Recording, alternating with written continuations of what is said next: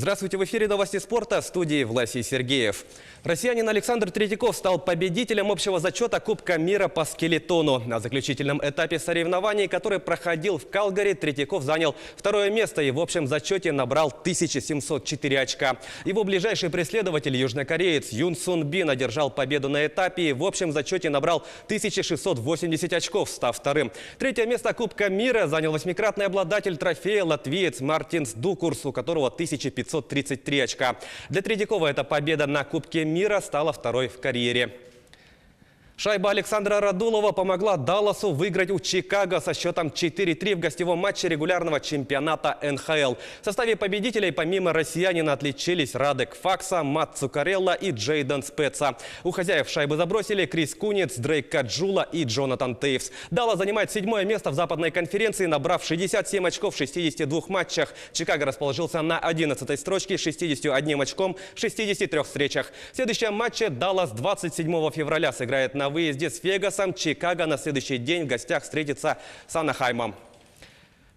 В другом матче игрового дня Вашингтон в овертайме одержал победу над Нью-Йорк Рейнджерс со счетом 6-5. В составе столичного клуба дубль оформил Никлас Бёкстрём. По одному взятию ворот провели Михал Кемпне, Том Уилсон, Ник Даут и россиянин Евгений Кузнецов. У проигравших отличились Крис Крайдер, Брейди Шей на его счету дубль, Джимми Веси и Владислав Наместников. В турнирной таблице Восточной конференции Вашингтон занимает пятое место, набрав 77 очков. Рейнджерс с 63 баллами идет 12-м. В следующем матче Вашингтон примет Оттаву, Рейнджерс дома сыграет с Тампой. Манчестер Сити победил Челси и во второй раз подряд завоевал Кубок английской футбольной лиги. Встреча проходила на стадионе Уэмбли в Лондоне. Основное дополнительное время закончилось без забитых мячей. В серии пенальти со счетом 4-3 победили горожане. Манчестер Сити в шестой раз в истории стал обладателем Кубка английской лиги и вышел на второе место по количеству завоеванных трофеев. Наиболее титулованным клубом в истории турнира является Ливерпуль, в активе которого 8 побед. Футболисты сборной России завоевали Кубок легенд, разгромив в финале ветеранского турнира команду Германии. Встреча, прошедшая в воскресенье в Москве, завершилась со счетом 13-4 в пользу российской сборной. В составе победителей по хэт-трику оформили Евгений Алдонин и Егор Титов. Дубли на счету Андрея Тихонова и Андрея Коряки. По одному мячу забили Андрей Аршавин и Юрий Ковтун. А еще один мяч в свои ворота срезал Патрик Авамаела. У гостей дублями отметились Михаэль Ханке и Беньямин Лаут. Сборная России стала победителем Кубка легенд в 11-й раз подряд. Сборная России обыграла команду Финляндии в заключительном матче отборочного турнира Кубка мира по баскетболу 2019 года. Встреча, прошедшая в Перми, завершилась со счетом 91-76. Самым результативным игроком матча стал форвард сборной России Дмитрий Кулагин, набравший 22 очка. У финнов самым точным оказался Джамар Уилсон, в активе которого 18 баллов. Российская команда на отборочном этапе одержала 8 побед в 12 матчах и гарантировала себе как минимум третье место в группе и путевку на Кубок мира. Финальная часть турнира пройдет в Китае с 31 августа по 15 сентября.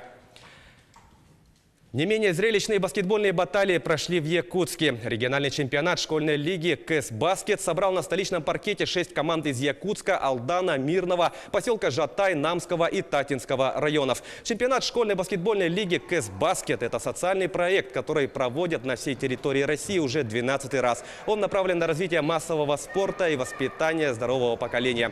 Организаторы отметили хороший уровень подготовки команд из Якутска, Мирного и Татинского района. Победители поедут на чемпионат Дальнего Востока, который пройдет в марте в Хабаровске.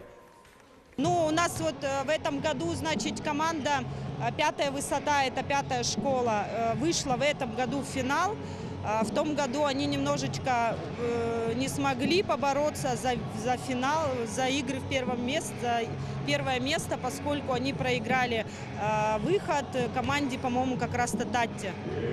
А в этом году у них получилось, они вышли в финал, играют с очень сильной командой Мирнинского района. В этом году они участвуют этим составом впервые, и у них, в принципе, неплохие шансы. Это были новости спорта. Всего доброго.